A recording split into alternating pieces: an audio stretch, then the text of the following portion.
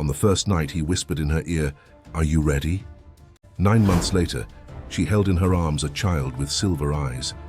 Now a millionaire returns from the past, and their love may unleash something dark. If you love stories of romance, watch until the end. Subscribe to the channel and leave a comment saying where you're listening. The rain beat against the auditorium windows of the University of London with an almost desperate insistence, as if begging to enter and participate in the Gothic Literature Conference that had dragged on for the third consecutive afternoon. Olivia Matson adjusted her glasses on her nose and watched the drops slide down the glass, secretly wishing she were outside. Letting the cold water wash away the feeling of emptiness she carried like a dead weight in her chest. At 32, she had become an expert in speaking of monsters that didn't exist and loves that could never be. A tenured professor of European Gothic literature, she spent her days analyzing characters like Carmilla, Dracula, and Anne Radcliffe's tormented protagonists, without realizing she had become a shadow of herself. Her marriage to Richard had ended 6 months prior, when she discovered he had been having an affair with his secretary for 2 years. The betrayal didn't hurt as much as the indifference she felt upon discovering it. It was as if a part of her had already died long before she found the messages on his phone. 18th century Gothic literature revealed the deepest fears of the emerging bourgeois society, she said into the microphone, her voice echoing through the half-empty auditorium. The monster always represented what society feared becoming, what was hidden in the shadows of morality. As she spoke, her eyes wandered over the audience. Undergraduates yawned. Some professors fiddled with their phones, and there in the third row, a man watched her with an intensity that made her stomach clench. He was tall, broad-shouldered, wearing a dark suit that seemed custom-tailored to his body. His black hair was slicked back, revealing a high forehead and a face with severe lines. But it was his eyes that disturbed her, grey like molten lead, fixed on her with an attention that seemed to pierce through her clothes, her skin, reaching places she had forgotten existed. Olivia stammered for a second, lost her train of thought and felt heat rise up her neck. She had never seen this man before, she was certain. She knew all the researchers in her field, but he was a stranger who looked at her as if he had known her for a long time. "Excuse me," she murmured into the microphone. "Where was I?" A student in the first row raised her hand. "I were talking about the fears of the bourgeoisie, Professor." "Ah, yes," Olivia forced a smile and tried to ignore the grey-eyed man. "Fears. We always return to fears, don't we?" When she finished her lecture, she gathered her papers with trembling hands. The auditorium emptied quickly. It was Friday late afternoon. Everyone wanted to go home. She was putting her laptop into her bag when a deep, slightly hoarse voice spoke behind her. "Interesting lecture. You spoke of fears, but you forgot to mention the oldest of all." Olivia turned around. It was him. Up close, he was even more imposing. He must have been in his 40s, perhaps older, and there was something about him that made her think of wolves. Not the ferocity, but the predatory elegance, the way he moved with a controlled grace that suggested contained power. What would that fear be? She asked, surprised by the firmness of her own voice. The fear of truly being seen by someone. Her heart skipped a beat. It was a simple sentence, but the way he said it, the grave tone, his eyes that didn't stray from hers for a second, made her feel as if he had just undressed her soul. "Forgive me. I haven't introduced myself." He extended his hand. "Leo Rottweiler. I am, let's say, a Gothic literature enthusiast." His hand was warm and dry, and when their fingers touched, Olivia felt an electric current shoot up her arm. She couldn't let go immediately, and he made no move to pull away either. "Olivia Matson," she managed to say, "professor here at UCL. I know who you are." His voice had an accent, German perhaps, very subtle. "I've read your articles on the feminine Gothic. Your analysis of how women used Gothic literature to explore repressed desires is fascinating." She finally managed to release his hand. "You don't seem like an academic." Leo smiled, and the smile completely transformed his face. He was still dangerous, but now there was something almost enchanting about him. "I'm not. My family has had business in Brazil for a few generations. Imports mainly, but I've always been interested in old stories." "What kind of stories?" "The ones people prefer to forget." He took a step closer, and Olivia could smell his cologne, something woody and masculine that made her head spin slightly. "Are you free for coffee? I'd like to continue our conversation." Olivia looked around. The auditorium was empty, just the two of them there, and outside the rain continued to fall. She should say no. She should invent an excuse, go home, heat up some frozen soup and watch Netflix until she fell asleep on the sofa, as she did every Friday for the past few months. She should do all of that, but instead she heard her own voice saying, "I know a good place nearby." The cafe was on a quiet street in Bloomsbury, one of those small, cozy places that survived amidst the urban chaos of London. Olivia chose a table at the back, away from the windows, though she wasn't sure why. Leo sat opposite her, and even in the cafe's soft lighting, his eyes seemed to glow with a light of their own. "So," she said, stirring sugar into her coffee, "family business. What kind of imports?" "Antiquities, mainly. My family has connections in Europe. Rare objects, old books, some pieces of art." He took a sip of his pure black espresso. "And you? Did you always want to be a professor?" "I always wanted to understand the stories that scared me." Olivia felt strangely at ease speaking. "My grandmother used to tell me terrible stories when I was a child. Women who disappeared into the forest, men who sold their souls for love, children born marked by fate. I suppose I always looked for a way to domesticate those fears." "And did you succeed?" She laughed, but it was a joyless sound. "I domesticated the literary fears. The real ones remain wild." Leo tilted his head, studying her. "What real fears?" Olivia hesitated. Why was she telling this to a stranger? But there was something about his presence that made her want to speak, as if he were a secular confessor. Fear of being transparent, of going through life without anyone truly seeing me. Fear that everything I feel is too small to matter. "You are not transparent," he said, and his voice grew softer, more intimate. "You are like a book written in an ancient language, difficult to decipher but too valuable to be ignored." Her heart quickened. No one had ever spoken to her that way. Richard always treated her like a useful piece of furniture. She cooked, cleaned, corrected his papers when he was too lazy to do them himself. But Leo looked at her as if she were an enigma worth solving. "You speak in a peculiar way," she said, "as if you choose each word very carefully. Perhaps because words have power." Leo leaned forward, resting his elbows on the table. "In my family we learn early that some things once said cannot be unsaid. Some promises once made seal destinies." "Your family sounds interesting." "Interesting is one word for it." He smiled, but there was something dark in his expression. "My family carries ancient traditions, some beneficial, others less so." They remained silent for a moment, just looking at each other. Olivia felt as if she were on the edge of a precipice. Something was happening there. Something that went beyond a casual conversation between strangers. It was as if the air around them was charged with electricity, ready to form a storm. "May I ask an indiscreet question?" Leo said. "You may. When was the last time you felt truly alive?" The question hit her like a punch to the gut. Olivia opened her mouth to answer, but realized she had no reply.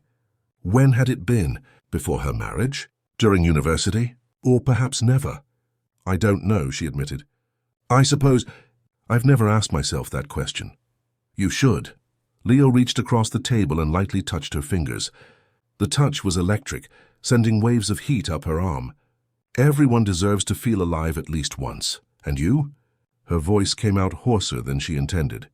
"When was the last time you felt alive?" His eyes darkened.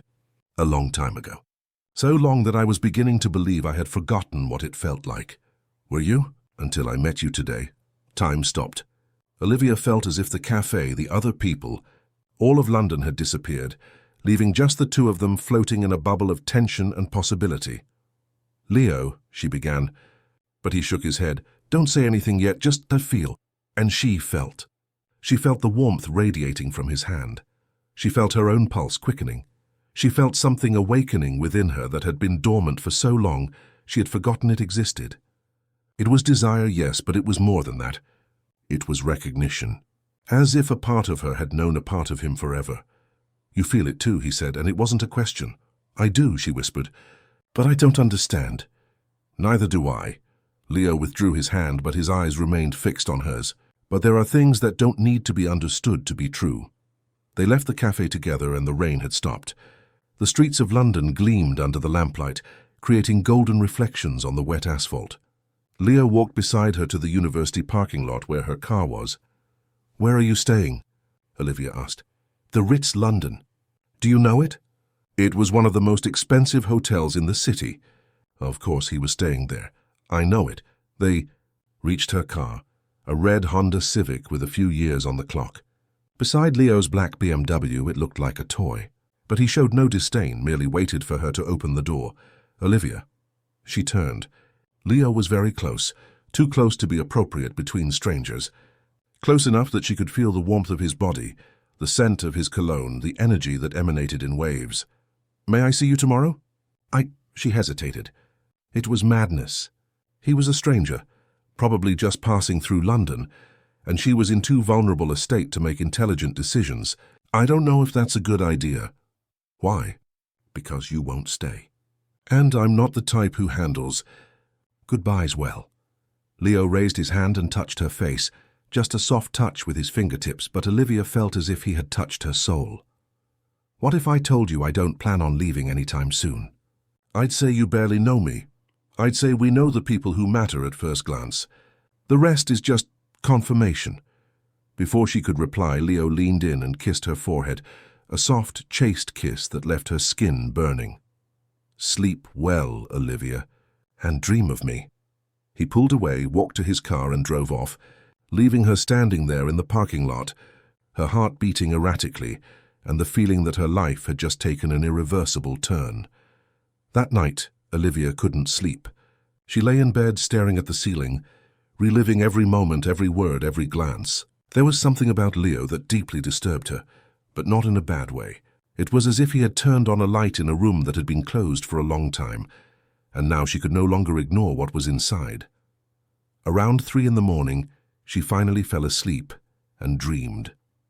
She dreamed she was in an ancient castle, walking through endless corridors lit only by candles. At the end of the corridor there was a door, and behind the door Leo awaited her. But when she drew near, she realized he was chained, and tears of blood streamed down his face. "You shouldn't be here," he said in the dream. "Why not?" "Because now that you've come, you won't be able to leave." Olivia awoke with a pounding heart, cold sweat on her forehead. She looked at the clock, 6 in the morning. She got up and went to the window. Down below on the street, a black BMW was parked. Leo was there, leaning against the car, looking up at her building, waiting, as if he knew she would wake up at that exact moment and look out the window, as if he was certain she would come. And she did. She put on the first clothes she found, a denim skirt and a white blouse, and took the elevator down, her heart beating like a war drum. When she exited the building, Leo smiled, and it was as if the sun had risen just for her. "Good morning," he said. "How did you know where I live?" "You mentioned yesterday that you lived in Notting Hill. It wasn't hard to find Professor Olivia Matson on Google." It was true, but even so, there was something disturbing about the ease with which he had located her, as if he were accustomed to finding people who tried to hide. "Why are you here, Leo?" He moved away from the car and walked towards her. In the early morning, with the soft London sunlight, he looked even more handsome but also more dangerous. There was a dark aura around him, as if he carried secrets too heavy for one person alone. "Because I couldn't stop thinking about you. Because I closed my eyes and saw your face. Because—" He stopped right in front of her, so close that she had to tilt her head back to look into his eyes. "Because some people enter our lives like a storm, and after that, the calm is never the same again. You talk like a character from a book.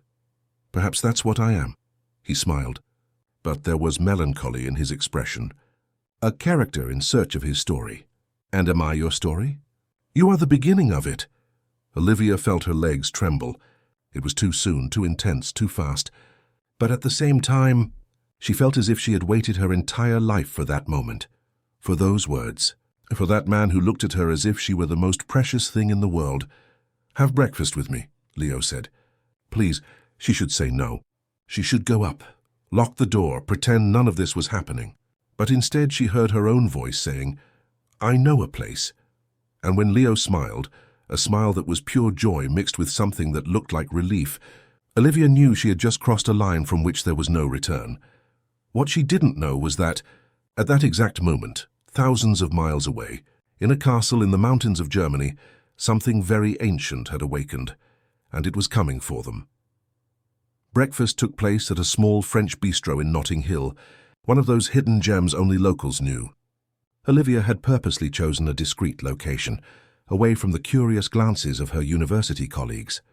Not that there was anything to hide, at least not yet, but there was a growing intimacy between her and Leo that seemed to demand privacy. Leo ordered a double espresso and croissants. She opted for a latte and toasted bread. Simple, everyday things, but his presence transformed everything into something charged with meaning. The way his fingers held the cup, the way his eyes followed her when she spoke, the way he tilted his head to listen, everything seemed part of a carefully choreographed dance. "Tell me about your family," Olivia said, cutting her bread into small pieces more out of nervousness than hunger. Leo hesitated for a moment, his grey eyes growing darker. "My family. Theirs complicated. All families are. Mine is complicated in a unique way." He took a sip of his coffee, and Olivia noticed his hands were perfectly steady, as if nothing could unnerve him. "We have been German for many generations. My surname, Rottweiler, has a long history in the Bavaria region. Like the dogs." Olivia smiled, trying to ease the tension she felt growing. Leo smiled too, but it didn't reach his eyes. "Not exactly. The name comes from an ancient town, Rottweil. My ancestors were merchants. They dealt with rare, valuable things, sometimes dangerous ones." "What kind of dangerous things?" "Objects that carried stories. Ancient books, religious artifacts, pieces of art that changed hands when kings fell or empires crumbled." Leo toyed with his coffee spoon, spinning it between his fingers with almost hypnotic precision. "My family always had a knack for being in the right place at the right time to acquire things others needed to sell quickly." There was something in the way he spoke that sent a shiver down Olivia's spine. It wasn't the words themselves, but the tone, the careful choice of each phrase. "And you? Do you continue the family business?" "In a way." Leo looked her directly in the eyes. "But there are certain family traditions I prefer to leave in the past." "What traditions?" He remained silent for a long moment, and Olivia saw something flash in his eyes, fear. "Guilt?" Before she could decipher it, Leo changed the subject. "And you? How did you become interested in Gothic literature?" Olivia noticed the shift, but decided not to press. "Not yet. My grandmother. She was of German descent too, coincidentally. She came to Brazil in the 1940s with my grandfather." Leo straightened in his chair. "Germans who came in the 1940s. After the war?" "Yes. They never spoke much about it, but I think they were fleeing something. My grandmother had terrible nightmares, screaming in German in her sleep." Olivia stirred her coffee, lost in memories. "She used to tell me haunted stories to, as she put it, prepare me for the real world. She said that real monsters always looked like normal people. Your grandmother was wise." She was disturbed. Olivia laughed, but it was a humorless sound. "Or perhaps both. She died when I was 15, but before that she gave me a box full of strange things. Old books, some jewelry, letters written in archaic German. I never managed to translate them properly." Leo grew very quiet. "Do you still have these things?" "I do. Why?" "Just curiosity." But there was something more in his voice, an intensity that didn't match casual curiosity. "Perhaps I could help with the translations. My German is fluent in ancient dialects." Olivia studied him. There were layers upon layers to this man, secrets buried beneath an already mysterious surface.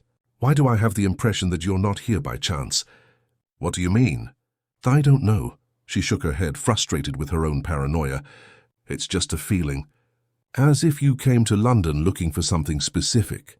Leo reached across the table and touched her hand. The touch was soft, but she felt the same electric current as yesterday, only more intense. "I came looking for you," he said simply. "I just didn't know it until I found you." Her heart raced. "Leo, I know it sounds crazy. I know we've known each other for less than 24 hours. But something is happening here that goes beyond logic." His fingers intertwined with hers. "You feel it too. I know you do." Olivia did feel it, yes.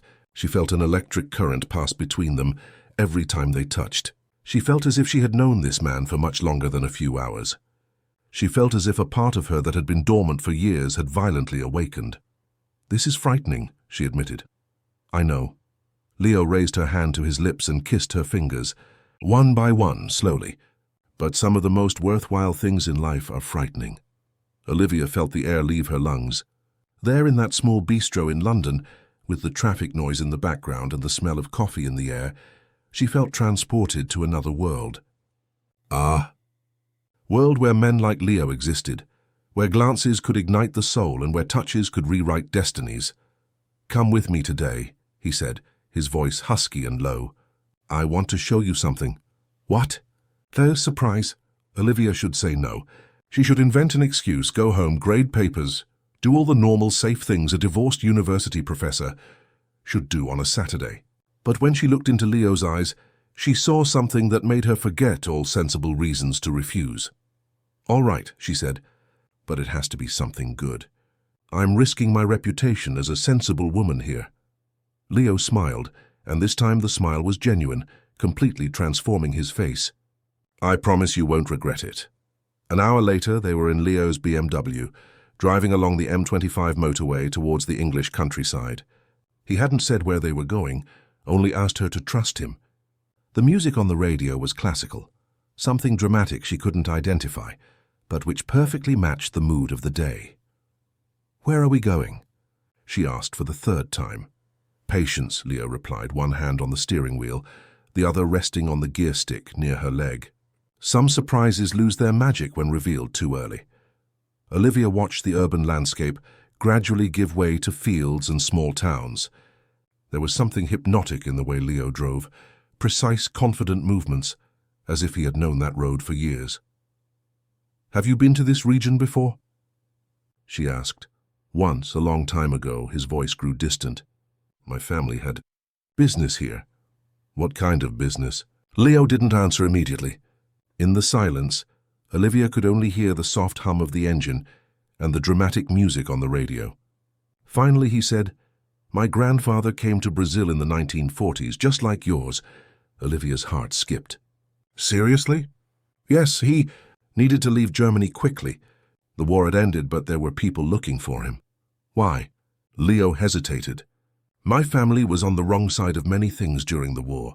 Not politically necessarily, but there were involvements that became dangerous when it all ended." Olivia felt a chill in her stomach. "What kind of involvements?"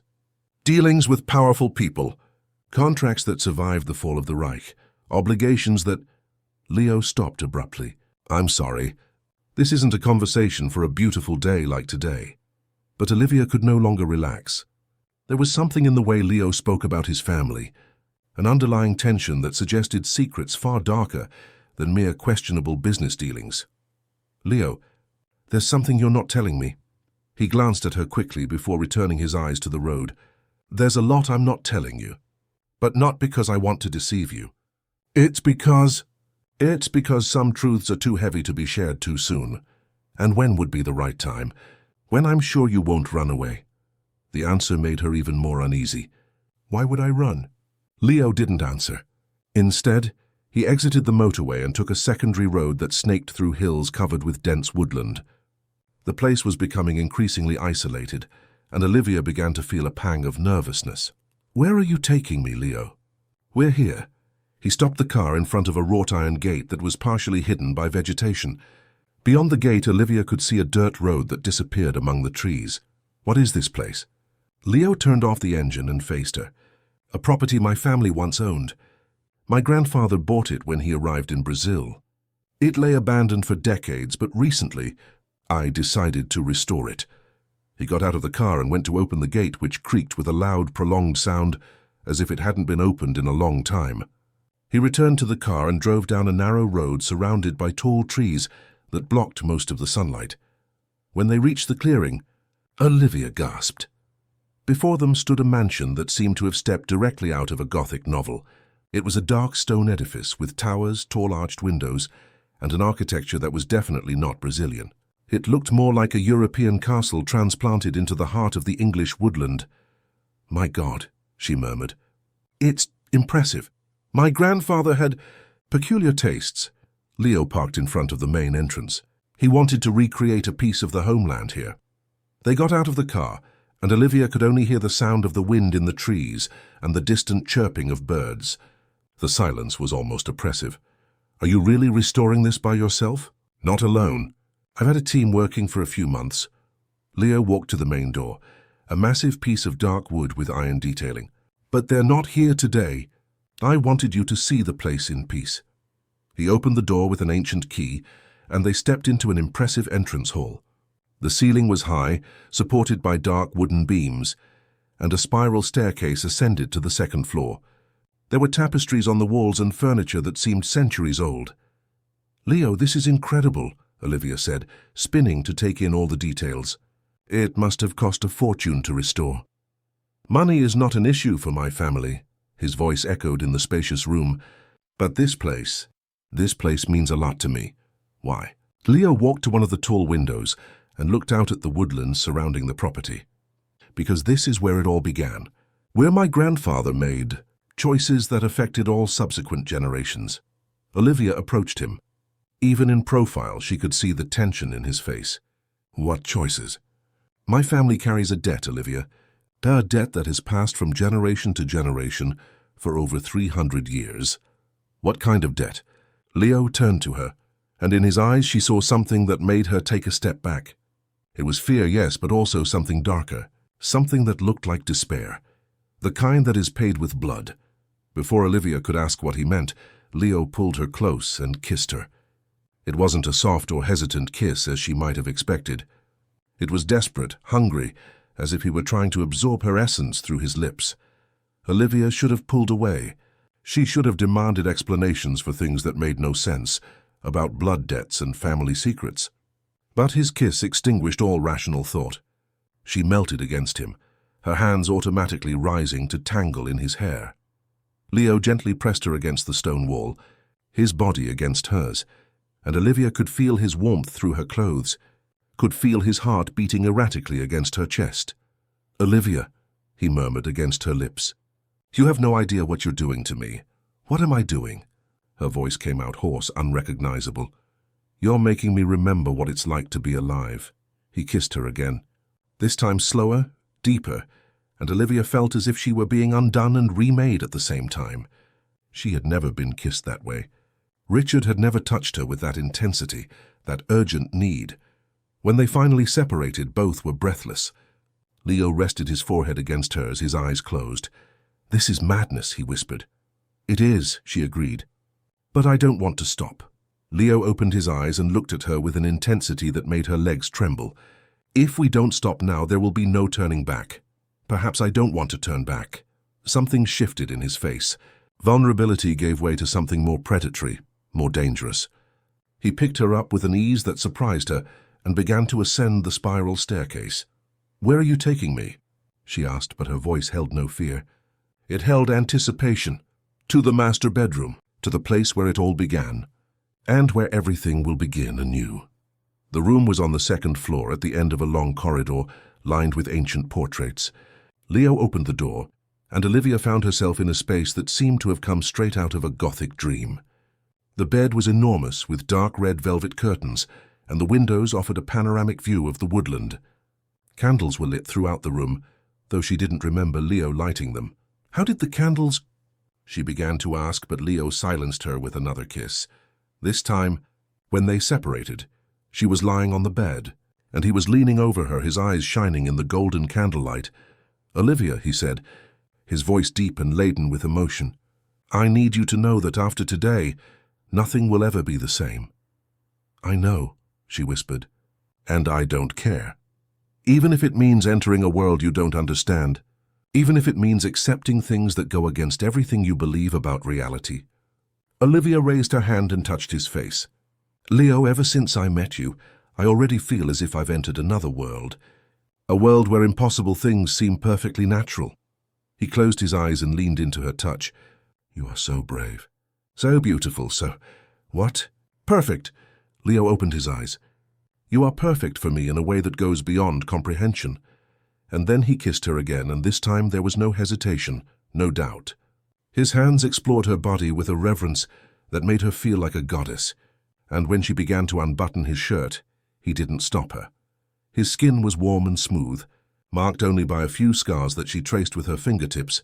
Curious. There was one in particular just above his heart that looked as if it had been made by a blade. "What happened here?" she asked. Leo took her hand and kissed it. "The story for another day." They made love with an intensity that surprised them both. It was as if they had been made for each other, as if their bodies knew an ancient dance that their minds had forgotten. Leo touched her, as if she were something precious and fragile, but also with a passion that bordered on desperation. When it was over, they lay intertwined, their breathing still ragged, their bodies gleaming with sweat in the candlelight. Olivia felt transformed, as if a completely new version of herself had been born in that bed. "Leo," she whispered, tracing circles on his chest with her finger. For that blood debt you mentioned." She felt his body tense. "Olivia, I want to know." "I have the right to know, don't I?" "After what just happened between us." Leo remained silent for a long moment. Finally he sighed and sat up in bed, running his hands through his hair. "My family made a pact 300 years ago. A pact to save their lives and their fortune." "What kind of pact?" "The kind that shouldn't have been made." Leo looked at her, and in his eyes she saw a deep sadness. "My ancestors promised something in exchange for power and wealth. Something they thought they would never have to deliver." "What?" "The true love of the bloodline. If a Rottweiler ever found their true love, that love would be us claimed." Olivia felt a chill in her stomach. "Claimed by whom?" "By that which gave us everything we have." Leo stood up and began to pace the room, naked like a caged animal. "For 300 years, no Rottweiler truly fell in love. We had relationships, marriages of convenience, even passionate affairs. But never this." He stopped and looked at her. "Never true love." Olivia's heart was beating so hard she could hear it. "And you think that we—" "I know so." Leo approached the bed. "From the moment I saw you, I knew. You are my undoing, Olivia. And I am yours." "This doesn't make sense." "You're talking about curses, about supernatural pacts. This is impossible." Leo smiled, but it was a sad smile. "You've studied Gothic literature for years. You know that the best stories always have a grain of truth." Olivia sat up in bed, pulling the sheets to cover her body. "Even if I believe you, even if all of this is true, what does it mean for us?" "It means our story might have a very different ending from fairy tales. And if I don't accept this, what if I choose not to believe?" Leo sat on the edge of the bed and touched her face. "Then you leave now, go back to London, and never see me again. And perhaps with luck you'll manage to forget that any of this ever happened. And you, I will spend the rest of my life knowing that I found my true love and let her go to protect her." Olivia looked at him, naked, vulnerable, his grey eyes shining with unshed tears, and knew she couldn't leave. No matter how crazy his story was, no matter how dangerous it might be to stay. "What if I stay?" "If you stay, we will face whatever comes together." "But Olivia," he took her hands, "you need to understand that if you stay, there might be no turning back." "Perhaps I don't want to turn back." Leo studied her face for a long moment. "Are you sure?" Olivia thought of her life in London. The meaningless lectures, the silent apartment, the lonely nights watching series on Netflix. She thought of how dead she felt inside before meeting Leo, how she had forgotten it was possible to feel alive. "I'm sure." Leo pulled her into a desperate embrace, burying his face in her neck. "Then God help us," he murmured, "because we have just awakened something that has been dormant for 300 years. At that exact moment, all the candles in the room extinguished at once, plunging them into total darkness. And in the silence that followed, Olivia could have sworn she heard something, a low, sinister laugh that seemed to come from the very walls of the mansion. Leo held her tighter. "It has begun," he whispered. "It's starting." The darkness that fell over the room was unnatural. It was dense, almost solid, as if someone had poured black ink into the air. Olivia held Leo tighter, feeling her heart pound against her ribs. "Leo," she whispered, "what's happening?" He didn't answer immediately. He was taut as a violin string, all his muscles contracted, his breathing controlled like that of an animal sensing a predator approaching. "Be quiet," he murmured into her ear. "Don't make a sound." Olivia wanted to ask why, but something in his voice made her obey. They stayed there, embracing on the bed, surrounded by a darkness that seemed to have a life of its own. The silence was so profound that Olivia could hear her own blood rushing in her veins. Then slowly, as if rising from the very air, music began to play. It was a piano melody, soft and melancholic, but there was something profoundly disturbing about it. The notes seemed to float through the house, echoing through the corridors, climbing the stone walls. Mein Liebster, a female voice sang softly in archaic German. The voice was sweet, almost childlike, but it carried a sadness so profound that it filled Olivia's eyes with involuntary tears. Mein Liebster, komm zu mir. Leo abruptly pulled away from her, fumbling in the dark until he found his clothes. We need to get out of here. Now. Leo, what is that music? Who's singing? Get dressed, quickly. There was a controlled panic in his voice that made Olivia move without questioning.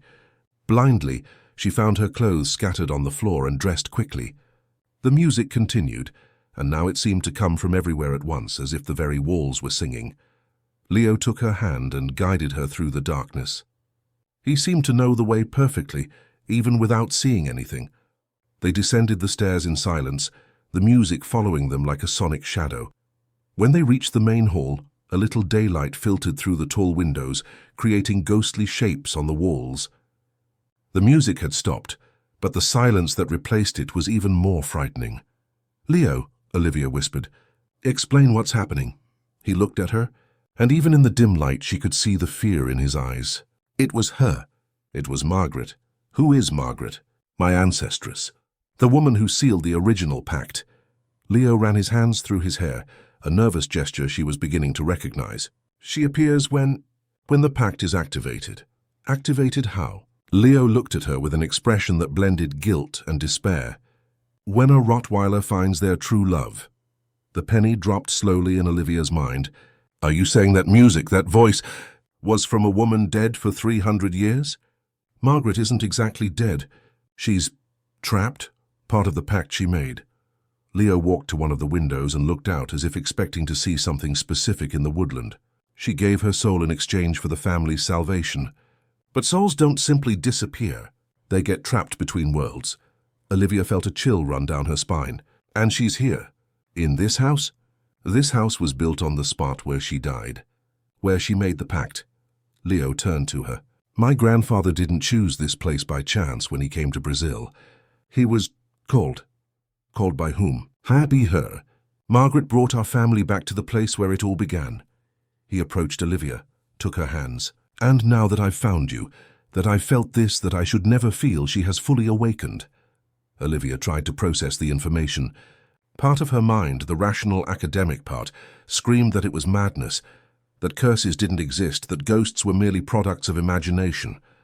But a deeper, older part, the part that grew up listening to her grandmother's dark stories, knew that Leo was telling the truth. What does she want? To fulfill the pact, to take back what was promised, which is... Leo hesitated as if the words were venomous in his mouth. The true love of the bloodline, and the soul of the one who is loved. The world stopped. Olivia felt as if she had been punched in the stomach. My soul? The pact is specific. If a Rottweiler truly falls in love, and that love is reciprocated, both souls will be claimed. It is the price for the family's prosperity. Olivia pulled away from him, her heart beating erratically. You knew this when you brought me here? I hoped I could control it, that I could feel for you without it being this. Leo extended his hands to her, but Olivia recoiled. For over 300 years, no Rottweiler has truly fallen in love. I thought it would be the same for me. But you fell in love. From the first glance, his voice came out broken. From the first second I saw you in that auditorium, I knew I was lost. Olivia felt tears burn her eyes. And you still brought me here? Knowing you were putting me in danger. I couldn't stay away from you. I tried, Olivia. After that first night at the cafe, I spent 3 days fighting myself, trying to find the strength to leave. But it was as if a greater force pulled me towards you. Maybe it was her. Maybe Margaret was already manipulating us. Leo turned pale. Perhaps. But what I feel for you is real. It's the most real thing I've ever experienced in my life. Olivia wanted to believe him. She wanted to throw herself into his arms, and say they would face everything together.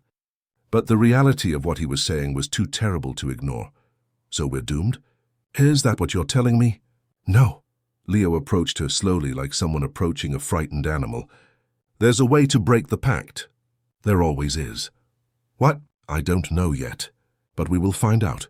He touched her face gently. I won't let anything happen to you, Olivia. So I'd rather die than let them hurt you. Before she could answer, the sound of footsteps echoed through the house.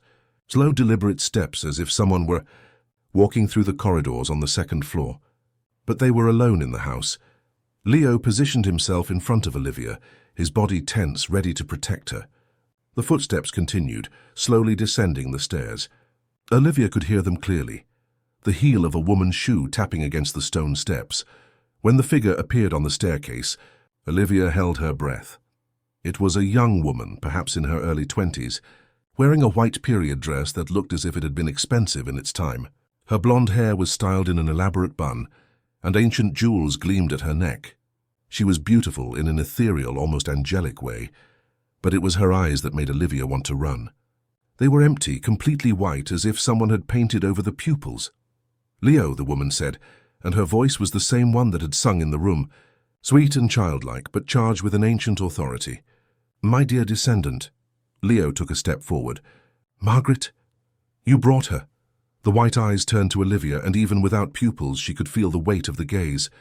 The chosen one. She did nothing. The fault is mine. Margaret descended the rest of the staircase with a supernatural grace, her feet barely touching the floor. Fault? She laughed, a crystalline sound that echoed through the house. There is no fault in love, my dear. There are only consequences. Olivia found her voice. What do you want? Margaret turned to her with an expression of genuine surprise. Oh, she speaks. How delightful. The phantom woman walked around Olivia, examining her as if she were a piece of art at an auction. You are very beautiful, my dear. And strong. I can feel the strength in you. Answer my question. Direct. I like that. Margaret stopped in front of her. I want what was promised to me 300 years ago. The soul of the true love of the Rottweiler bloodline. And in exchange? In exchange? Margaret seemed confused. There is no exchange, dear. There is only the payment of a very ancient debt. Leo stepped between them. There has to be another way. There always is another way. Ah, always the optimist. Margaret extended a translucent hand and touched Leo's face. Where she touched, his skin turned white with cold. But you are right. There are the alternatives. What are they? Margaret smiled, and it was a smile that chilled Olivia's blood. You can choose not to love. You can separate now, never see each other again, and the debt will remain dormant. And if we don't do that? Olivia asked. Then you have exactly 9 months to find a way to break the pact. 9 months to discover what no Rottweiler has discovered in 300 years. Why 9 months? Leo frowned. Margaret looked at Olivia with those terrifying white eyes. Because in 9 months, my dear, you will give birth to a child who will carry the blood of both bloodlines. And if the pact is not broken by then, what happens to the child? Olivia's voice came out as a whisper. The child will become the new guardian of the pact, and you two, well, you two won't be here anymore to worry about it. The silence that followed was deafening. Olivia felt the world spin around her. Pregnant, she was pregnant. That's impossible, she said. It just happened. My dear, Margaret laughed, do you think a 300-year-old pact cares about human chronology? The child was conceived the moment you chose to love each other. The rest is just physical details. Leo was pale as death. You're lying. I don't lie, my dear. I don't need to. Margaret began to fade, becoming more translucent. 9 months. Use your time well. Wait, Olivia cried. How do we break the pact? Margaret's voice echoed through the house even as her form had completely disappeared. Find the truth about how the pact was made. Find what I sacrificed. And perhaps you will find a way out. And then she was gone, leaving only the echo of her crystalline laugh and the scent of withered roses in the air. Leo turned to Olivia, his eyes full of despair. Olivia, No, she raised her hand, stopping him. Don't say anything. I need to process this. Olivia walked to one of the windows and looked out at the woodland. The landscape looked normal. Green trees, blue sky, birds flying. But she knew nothing would ever be normal again. Pregnant. With a child who had been conceived by magic, not biology. With a child who could become the guardian of an ancestral curse if they failed. Olivia, Leo approached cautiously, I will find a way to break this. I swear on everything sacred. How? She turned to him. You yourself said no one has succeeded in 300 years. Because no one had a strong enough reason. Leo took her hands. I have you, and now I have our child. That gives me a strength no Rottweiler has ever had before. Olivia wanted to believe him. She wanted to throw herself into his arms and say they would face everything together. But the magnitude of what was happening was overwhelming.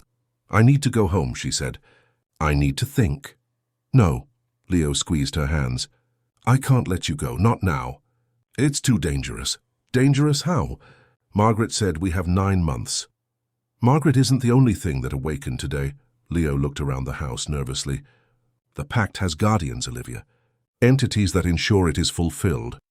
Now that they know I've found my true love, they will start to move. What kind of entities? The kind you don't want to encounter alone. Olivia pulled her hands away. Leo, I can't stay here. This house, there's something wrong with it. I can feel it. I know, but my apartment in London has protections. I can keep you safe there. Protections? Leo hesitated.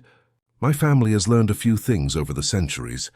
Ways to protect themselves against certain influences. Olivia studied his face. There were so many layers of secrets. So many things he still hadn't told her. What else haven't you told me? A lot. But I promise I will tell you everything, when we are in a safe place. They left the mansion in silence, and Olivia couldn't help but look back as they got into the car. The house seemed to be watching them from its dark windows, like empty eyes in a stone face. The drive back to London was tense. Leo drove in silence, his eyes constantly checking the rearview mirrors as if expecting to be followed. Olivia unconsciously kept a hand over her womb, still trying to accept the reality that a life was growing within her, a life that had been conceived by forces she didn't even begin to understand. Leo, she said as they approached the city, I need to know everything. About your family, about the pact, about what really happened 300 years ago. I know, and you will know. He glanced at her quickly before returning his eyes to the road. But there are things that are better shown than explained. What do you mean by that? My family keeps records, diaries, letters, documents. Everything is in my apartment. Why did you never try to break the pact before? Leo sighed. Because I never had a reason. I was born knowing I could never truly love, so I resigned myself to it. I built my life around that limitation. And now? Now I've discovered there are things worth fighting for, even if the fight is impossible. Leo's apartment was in one of the most exclusive buildings in Kensington. The doorman greeted them respectfully, and Olivia realized that Leo wasn't just wealthy. He was the kind of wealthy who bought respect and discretion. The apartment occupied the entire floor, with floor-to-ceiling windows offering a panoramic view of London. It was impeccably decorated, modern furniture mixed with antique pieces that seemed to have historical value. But it was the symbols that caught Olivia's attention. There were strange marks carved into the doorframes, designs she didn't recognize discreetly etched into the walls, and a subtle scent of burnt herbs in the air. The protections you mentioned, she said. Yes, my family has learned a lot about spiritual protection over the centuries. Leo guided her through the main living room to an office paneled in dark wood. Nothing can find us here unless we allow it. The office was impressive. There were floor-to-ceiling bookshelves filled with ancient books, and an old desk covered with documents. But what made Olivia stop was a portrait on the wall. It was Margaret, but this time painted when she was alive. Her eyes were blue and bright, and there was a radiant happiness on her face. She was holding the hand of a tall, dark-haired man who remarkably resembled Leo. Your ancestor? Olivia asked. William Rottweiler. The man she loved. Leo approached the portrait. And the man she destroyed to save. What do you mean? Leo walked to a bookshelf and took out an old leather-bound book. This is the true story. The story our family never told anyone. He opened the book and showed pages handwritten in ancient German, illustrated with detailed drawings. Olivia could recognize some words, but the dialect was very archaic. Margaret was not just William's wife, Leo continued. She was a woman with special abilities. What today we would call a witch. A witch. She could see the future, communicate with spirits, manipulate certain natural forces. At the time, this was extremely dangerous. The Inquisition was still active, and women like her were regularly burned. Leo turned some pages, showing drawings of hooded men and bonfires. William was denounced by a political enemy. They said his wife was a witch, and that he was conspiring with demons. It was an accusation that would result in both their deaths. And then, Margaret decided to save the family. She used her abilities to make a pact with an ancient, very powerful entity. She promised her soul and her happiness in exchange for the protection of the Rottweiler bloodline. Leo turned more pages, showing complex symbols and diagrams that looked like ritual instructions. But there was a condition. The pact would only be permanent if the bloodline never again knew true love. If a Rottweiler truly fell in love, and that love was reciprocated, the debt would be collected. Why that condition? Because true love was what motivated her to make the pact. It was her greatest strength, but also her greatest vulnerability. Leo closed the book. The entity wanted to ensure that no Rottweiler possessed the same power Margaret had. Olivia absorbed the information slowly. So she's trapped because of what she did to save the family. Exactly. And now that I've fallen in love with you, the pact has been activated. We have 9 months to find a way to free her and break the curse. How? Leo hesitated. I don't know yet. But there are clues. He pointed to some pages in the book. Margaret left instructions, but they are encrypted. It will take time to decipher them. Olivia sat heavily in an old armchair. What if we don't succeed? We will succeed. Leo knelt in front of her, took her hands. I promise we will succeed. You can't promise that. I can and I do, he kissed her hands. Because the alternative is unacceptable. Olivia looked at him. This man who had entered her life like a hurricane, changing everything, awakening feelings she thought she would never experience. There was fear, yes, but there was also something stronger. There was love, true and deep, and a fierce determination to protect what was growing within her. All right, she said. We have 9 months. Where do we start? Leo smiled, and for the first time since they left the mansion, the smile reached his eyes. We start by finding out everything we can about your grandmother. My grandmother, why? Because German women with special abilities didn't arrive in Brazil by chance in the 1940s, and because... Leo hesitated, as if unsure whether to continue. Because what?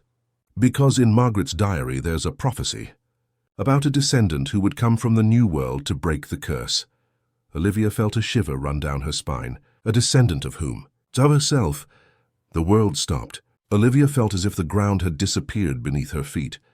You're saying that... I'm saying that perhaps our meeting wasn't a coincidence. Perhaps you are exactly who you were always meant to be.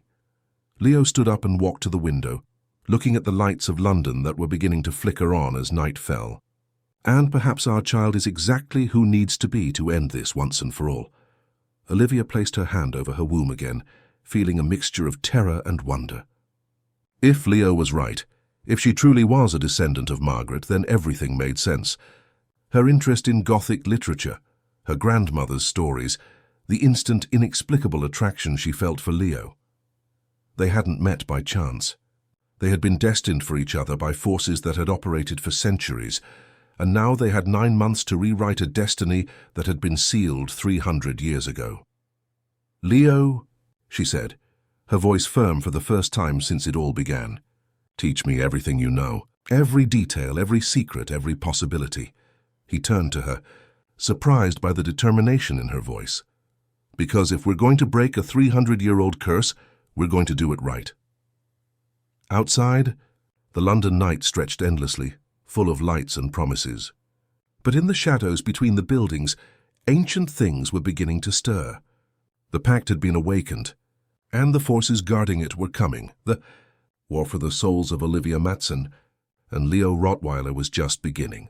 The months that followed transformed Olivia's life into something she could never have imagined. Leo's apartment became her refuge and her prison, a place where she was safe from the dark forces Leo insisted were pursuing her, but also isolated from the world she knew. Her belly grew at a speed that defied medicine. In 3 months, she seemed 6 months pregnant. The doctors Leo brought, discreet, well-paid not to ask questions, couldn't explain the phenomenon. The tests showed a perfectly healthy child, but developing according to its own rules. "She's eager to arrive," Leo said one morning, watching Olivia dress with difficulty. His movements had become careful, reverent, as if she carried something sacred. "How do you know it's a girl?" Olivia asked, adjusting a blouse that was already getting tight. "I can feel it. She has a special energy." Leo approached and placed his hands on her belly. Immediately they felt a movement, as if the child responded to her father's touch. "She will be powerful, Olivia, more powerful than any of us." They had spent weeks studying the Rottweiler family documents, but it was when they brought Olivia's grandmother's box that the pieces truly began to fit together. The box had been stored in her apartment, and Leo had insisted on retrieving it personally, surrounded by protections he never fully explained. When they opened the box together on Leo's office desk, Olivia felt as if she were watching the past unfold. There were letters in archaic German, written in an elegant script she immediately recognized. It was identical to the handwriting in Margaret's diaries. "My God," Leo murmured, picking up one of the letters. "This is her handwriting." "Margaret's? Yes, but how—" He examined the date on the letter. This was written in 1943. Margaret died in 1692. Olivia picked up another letter, trying to decipher the German words. Perhaps she could communicate through other people? Leo shook his head, studying the documents with increasing intensity. "No, this is different.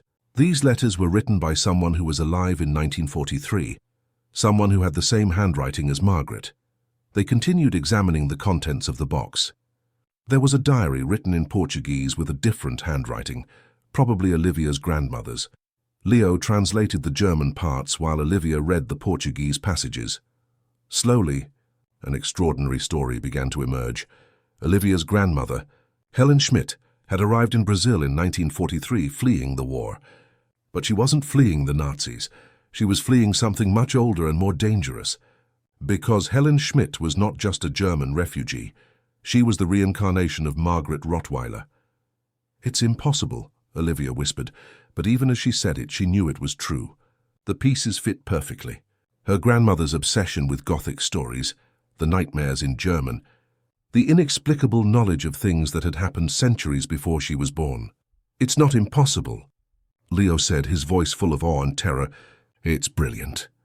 Margaret found a way to reincarnate, to escape the spiritual prison she was trapped in. But she needed a compatible body, a bloodline that could bear her soul. My grandmother's family. Exactly. And she chose to come to Brazil because she knew that here, eventually, she would find a Rottweiler. Olivia sat down heavily, a hand on her belly. "So all of this was planned decades ago. Centuries." Leo knelt in front of her. "Margaret orchestrated everything. The meeting of our grandparents, the fact that you were born with an interest in Gothic literature, our meeting at that conference. She was preparing the ground for this moment. To break the curse? To break the curse in the only possible way." Leo picked up Olivia's grandmother's diary and pointed to a specific passage. "It's written here. The curse can only be broken when two souls that are one meet again, and their love creates a life that carries both essences." Olivia felt a chill. "Two souls that are one, Margaret and William. You and I, we are their reincarnations, Olivia, and our daughter." Leo looked at her belly with reverence. "Our daughter will carry both Margaret's and William's essence. She will be the key to breaking the pact." Before Olivia could fully process this revelation, the apartment lights began to flicker, not in a normal way but rhythmically, almost as if something was trying to communicate through the electricity. Leo stood up immediately, his body tense. They found a way to get past the protections. Who? The guardians of the pact. Leo rushed to a desk drawer and pulled out an ancient dagger, its blade engraved with symbols that seemed to glow with their own light. "We have to get out of here now." The lights went out completely, plunging the apartment into darkness. But this time the darkness moved. Olivia could see it undulating across the walls like dense smoke, forming figures that appeared and disappeared. "Leo," she whispered, "I'm feeling something strange." "What?" "It's like something is awakening inside me." Leo looked at her sharply. "Margaret's memories. They're surfacing." Suddenly Olivia knew things she shouldn't know. She could see the apartment even in total darkness, as if each piece of furniture was illuminated by a light only she could see. She could feel the dark presences moving around them. She could hear whispers in languages she didn't know but understood perfectly. "They're here to take the child," she said, her voice sounding different, more authoritative. "They think they can force the pact's fulfillment ahead of time." "How do you know that?" "Because I remember." Olivia stood up, and when Leo saw her eyes, they were glowing with a soft golden light. "I remember making the pact. I remember what I promised." The shadows around them began to solidify, forming hooded figures that seemed to be made of smoke and nightmares. They moved with purpose, surrounding Olivia and Leo. "Give up the child," a voice said, coming from all directions at once. "Give up the child and the pact will be fulfilled without further suffering." "No," Olivia said, and her voice echoed through the apartment with a force that made the windows vibrate. "I will not give up my daughter." "Then you will die," the voice replied, "and he will die. And the child will still be ours. Not if you listen to me first." A new voice joined the conversation. It was feminine, young, and came from behind them. Leo and Olivia turned to see Margaret materializing, but this time she looked different. Her eyes were no longer white but blue and bright, and there was a fierce determination on her face. "Margaret?" Leo whispered. "My dear descendant." She smiled at him, then looked at Olivia. "And my dear self. I don't understand." "You do understand," Margaret said, approaching. "You are me, Olivia, and I am you." Two expressions of the same soul, separated by time but united by love. The shadowy figures hesitated, as if Margaret's presence confused them. "Impossible," the voice echoed. "You are trapped. You cannot interfere."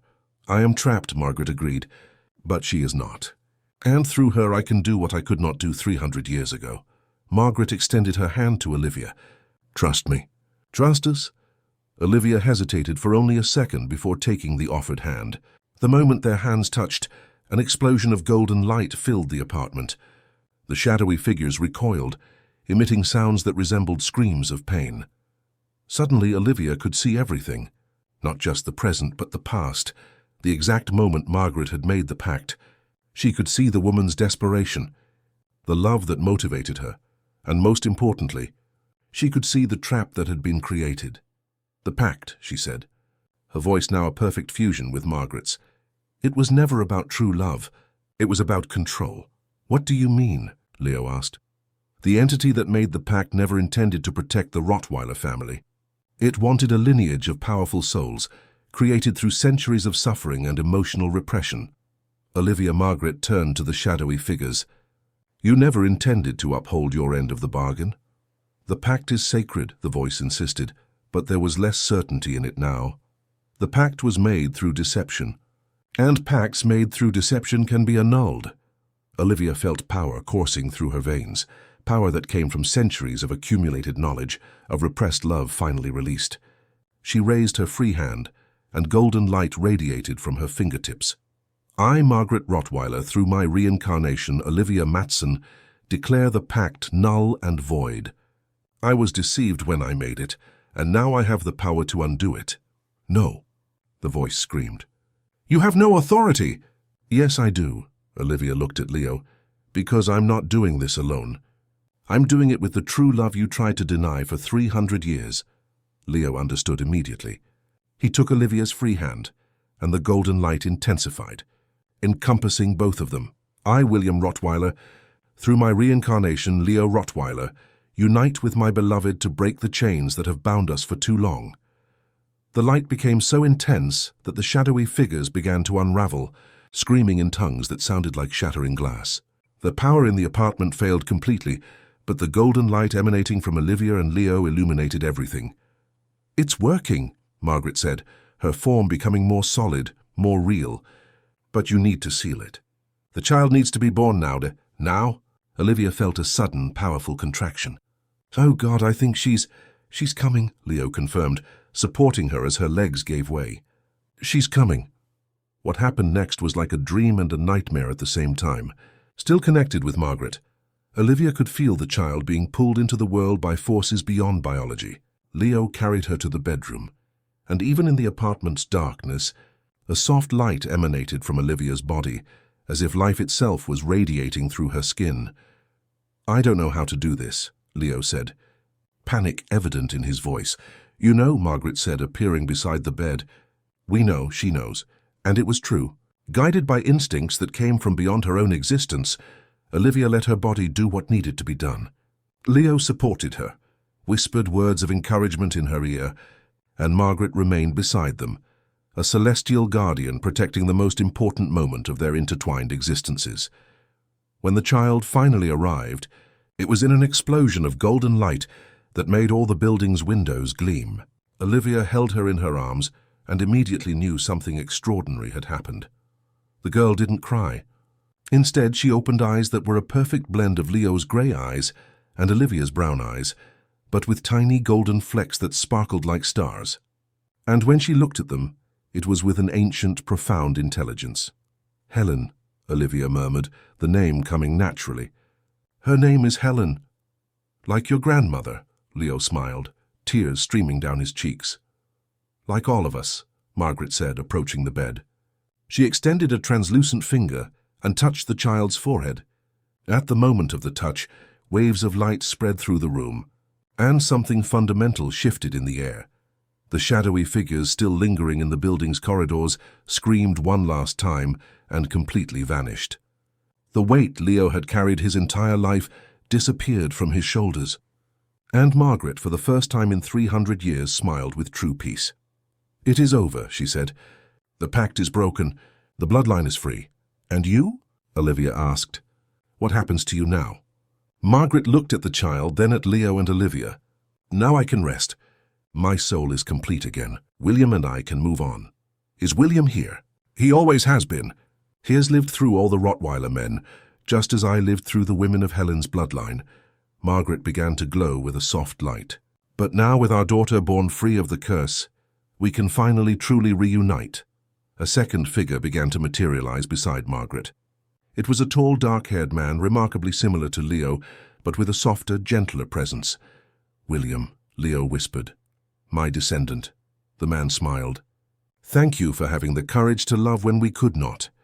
William approached the bed and looked at the child. "She will carry the best of both bloodlines, but without the weight of the past.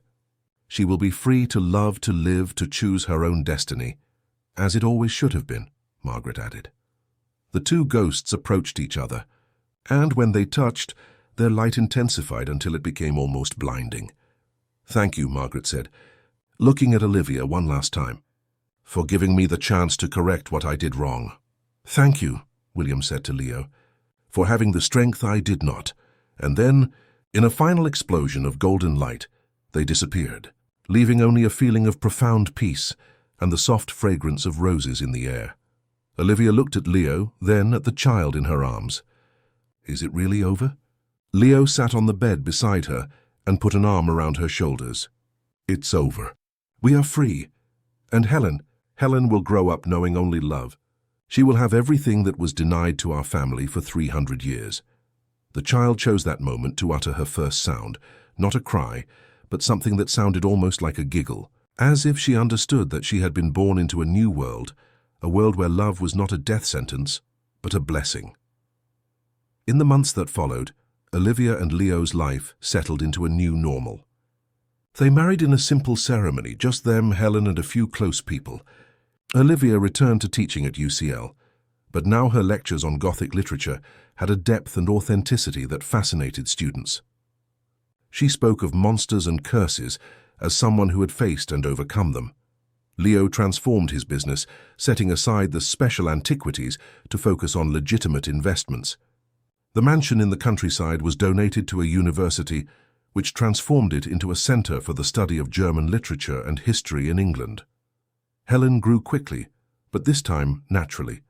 She was a happy and curious child, with a sharp intelligence and a strange ability to make people smile just by being present.